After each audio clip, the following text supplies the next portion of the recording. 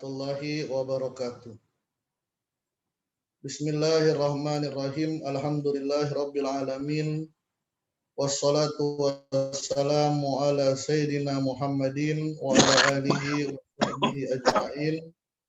Amma ba'du. Ilahi anta maksudi wa ridhaka matlubi. A'tini mahabbataka wa ma'rifatak. Ashabal fadilah, ahli silsilah Thariqah Qadiriyah Naqsabandiyah, Pondok Pesantren Suryalaya, wabil khusus Syekhuna wa Murabbi Arwahina, pengersa Abba Awas Qaddasallahu sirrah. Para wakil talqin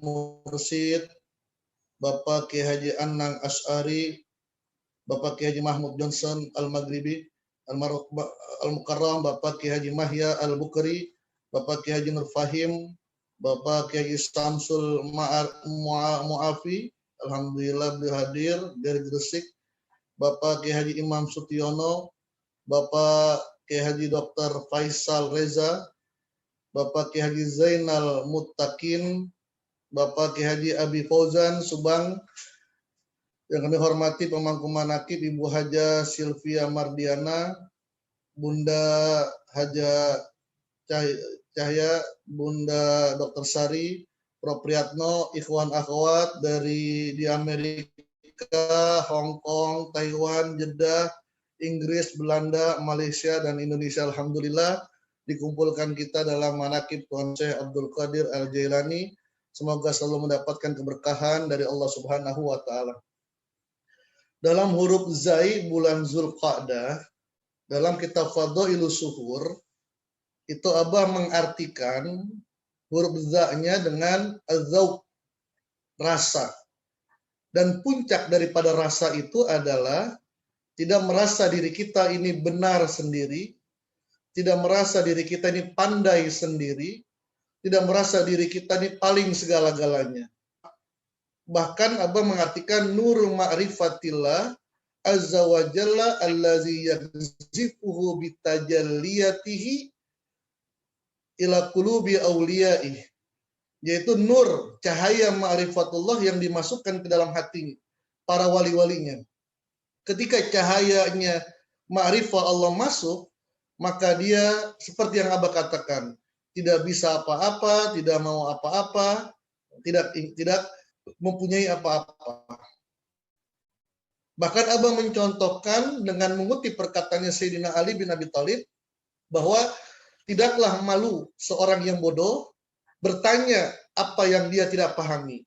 Kama annal alima la yastahi iza su'ila ma lam ya'lam ayyakul wallahu alam.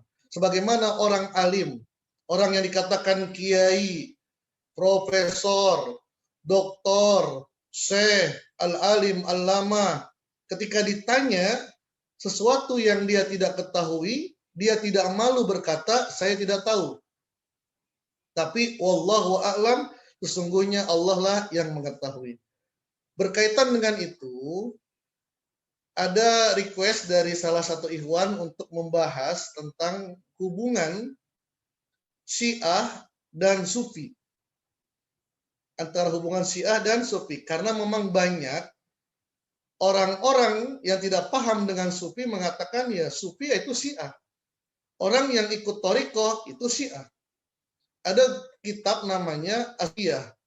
Wasi'ah wajhan li umlatin wahidah. Ini yang menulis namanya Ahmad Rusdi juga, Syekh Ahmad Rusdi, tapi bukan saya.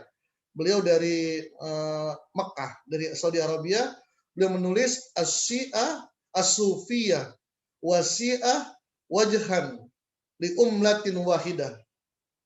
Sufi dan Syiah adalah mata uang yang sama, dua sisi mata uang yang sama. Artinya, beliau ingin mengatakan orang Sufi itu ya Syiah. Maka kita lihat, kita bahas dengan ringkas, apa itu Syiah? Syiah itu lahir atas ketidaknyamanan orang-orang Muslim kepada perpolitikan pada saat itu. Jadi setelah peperangan antara Ali dan Muawiyah, kemudian diakhiri dengan pembunuhan Ali yang dilakukan oleh Abdurrahman Ibnul Muljam. Beliau itu khawarij tapi penghafal Quran. Abdurrahman Ibnul Muljam yang membunuh Sayyidina Ali. Maka terjadilah konflik, perebutan kekuasaan antara Hasan bin Ali dan Muawiyah. Yang akhirnya Hasan menyerahkan kekhalifahan kepada Muawiyah dengan perjanjian setelah Muawiyah wafat diserahkan kepada kaum muslimin. Tapi ternyata tidak dilaksanakan. Muawiyah wafat, diambillah kekuasaan oleh Yazid bin Muawiyah. Sampai akhirnya terjadi peperangan antara Yazid dengan Husain bin Ali dan dipenggalah kepala Husain bin Ali. Dan pada saat itu keluarga-keluarga Nabi dibunuh.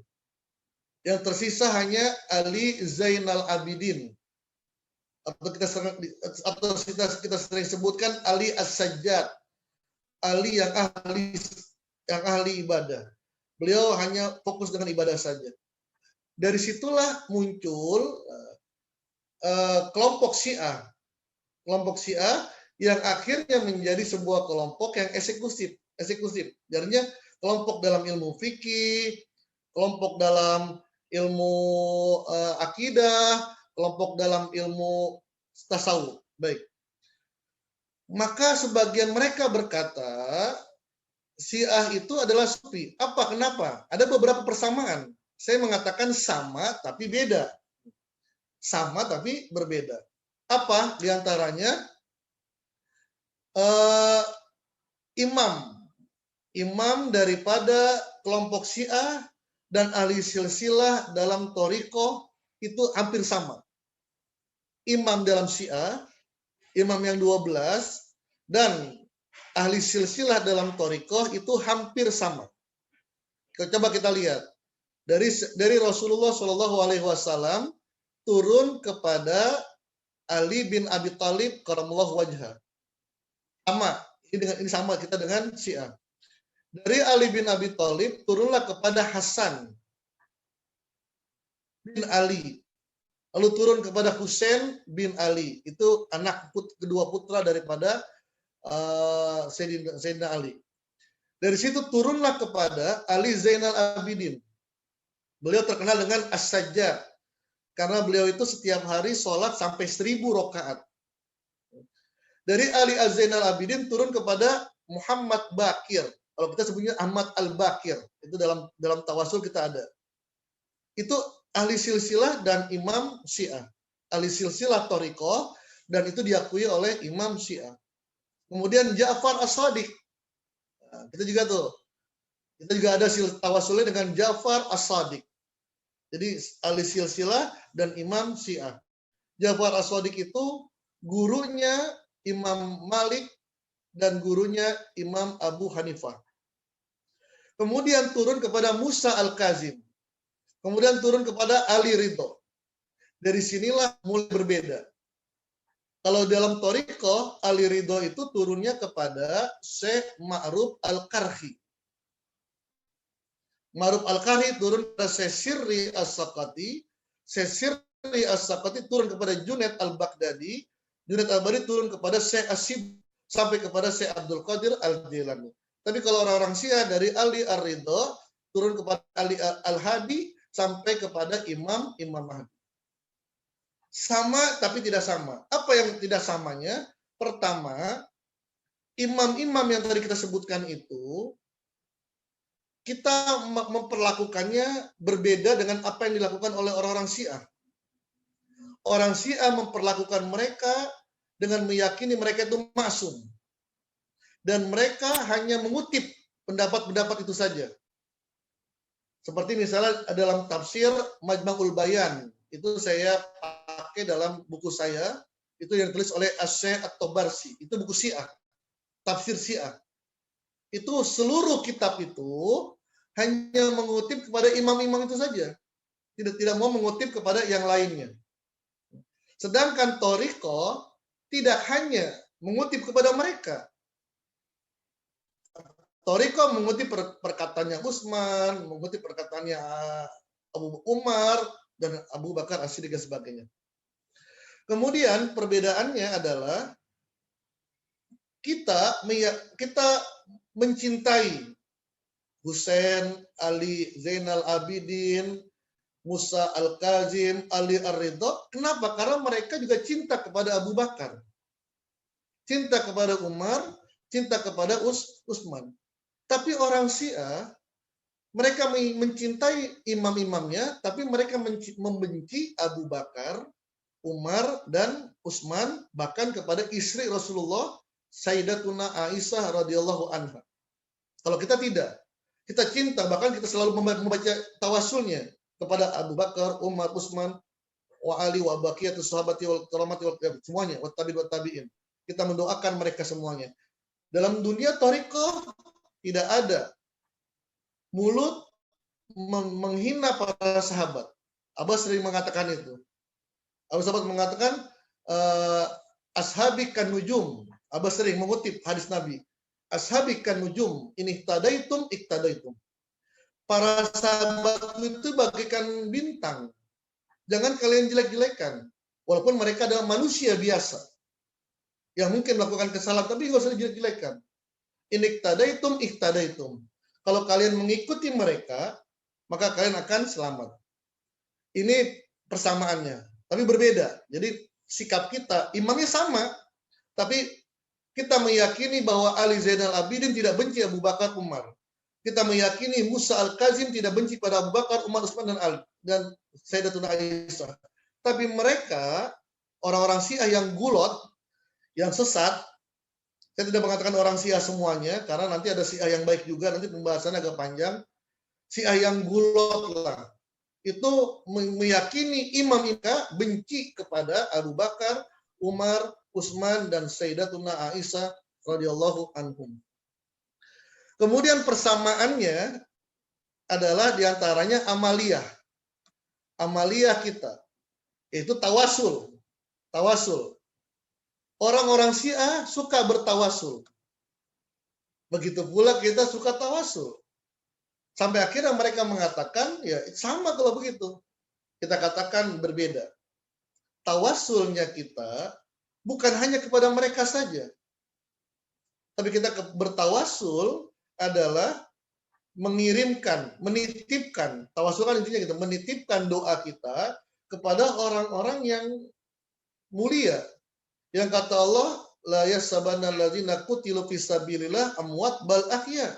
Yang kita yakini orang-orang soleh itu hidup. Hidup mereka. Kita titipkan mereka doanya agar disampaikan kepada Allah Subhanahu wa taala. Yang ketiga adalah persamaannya tapi berbeda. Jadi kalau orang Wahabi mengatakan sama nih, kalau kita enggak, beda. Mengkultuskan, kultus. Orang Syiah begitu mengkultuskan imam-imam mereka. Bahkan mengatakan imam mereka adalah maksum, terjaga. Tidak mungkin melakukan kejelekan. Saya waktu di Syria itu 100 meter makom rumah saya dekat dengan makomnya Ruqayyah bin Ali bin Abi Thalib. Jadi cucunya Rasulullah juga. Itu makomnya di situ. Kalau kita datang ke sana, itu betapa orang-orang Syiah berziarah, menangis, kemudian mencium tembok-temboknya, tiang-tiangnya gitu. Itu yang dilakukan oleh orang Syiah. Orang Thariqah tidak seperti itu. Memang kita meyakini, mengutip perkataan Amin Al-Qutbi, bahwa dalam kitab Tanwirul Qulub, maksudnya itu murid yang gagal. Seorang murid yang bertanya 5, kenapa? Itu termasuk gagal. Dia harus kembali meminta maaf. Tapi bukan berarti kita meyakini bahwa ahli silsilah itu masum. Tidak. Cuman, ini adabnya. Saya ambil contoh lah. Aba Aos. Aba Aos itu mempunyai adab yang begitu luar biasa kepada Aba Anom. Beliau bukan hanya cinta kepada Aba Anom, tapi beliau pun mencintai ahlul baitnya, keluarga Aba Anom. Jadi salah kalau ada orang mengatakan Aba Aos tidak suka dengan ahlul baitnya Aba Anom. Tidak. Aba Aos membuat kolam diisi dengan ikan, itu alasannya karena anak-anaknya Aba Anom suka mancing. Maka dibuatkanlah agar suka main di sana, diberikan fasilitas. Ketika Abah Anom wafat, pulang ke rahmatullah, Abah Aos tidak di dalam masjid. Itu adaban di ahli baiti Abah Anom, adab kepada keluarganya Abah Anom. Biarkan keluarganya yang menjadi imam. Abah Aos di luar. Kalau bahasa Abah Aos, alasannya Abah menyambut tamu-tamunya Abah Anom. Tamu-tamu dengan tanda kutip, tamu-tamu zohir dan batin. Secara jasmania dan secara ruhania. Sampai ketika Abah Nur Anom, adiknya Abah Anom, memanggil Aang Gaos. Sholat mau dimulai. Sholat mau dimulai. Kata Abah Aos, kalau nggak dipanggil sama Abah Nur Anom yang sebagai wakil keluarga, Abah tidak akan masuk dan tidak akan menjadi imam. Tapi ini maunya Abah Anom yang menjadi imam pertama sholat jenazah adalah penerusnya, yaitu Abah Aos. Dengan lisannya Abah Nur Anom. Maka masuklah Abah berdiri di depan jenazah Abah Anom. Apa Abah mengatakan? Abah nggak terpikir. Ketika sebelum dipanggil, Abah nggak terpikir doa yang akan dibaca. Biasanya kalau kita doa sholat mayat kan Allahumma firlahu warhamhu wa'afihi wa'fu anhu. Tapi ketika dalam perjalanannya, Abah Aos bercerita begitu. Dalam perjalanannya ada waridat, ada ilham untuk merubah doa yang biasa dibaca. Ada bandi syaihihi Abah Anom sebagai adabnya kepada Abah Anom. Ketika berdiri, ketika di pos, tidak terpikir tuh Abah akan bakal baca doa ini. Tapi ketika di jalan, Allah memberikan waridat untuk merubah doanya. Apa yang dibaca oleh Abah Aos? Allahumma gfir lana bihi warhamna bihi wa'fu anna bihi. Ya Allah, ampunkanlah dosa kami sebab kemuliaan dari Abah Anom. Ya Allah, maafkanlah kami sebab kemuliaan Abah Anom. Ya Allah, berikanlah kami petunjuk berikanlah kami rahmat sebagaimana kemuliaan daripada Abah Anom. Abah tidak mengatakan ya Allah ampunilah Abah Anom, maafkanlah Abah Anom. Kenapa? Karena selama bersama dengan Abah Anom, Abah tidak menemui kesalahan. Karena selama 40 tahun bersama dengan Abah Anom, Abah tidak pernah menemui kejelekan, kekurangan dari Abah Anom. Itu adaban.